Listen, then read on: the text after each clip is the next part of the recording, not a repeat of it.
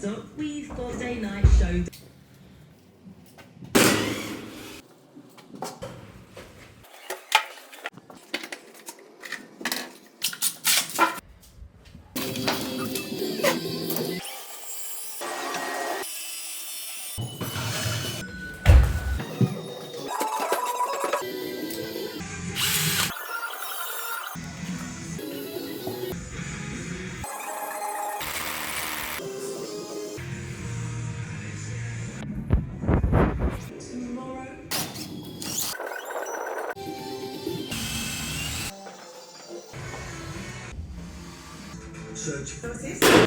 People say they're not a Black Sabbath fan and claim to be a heavy metal band.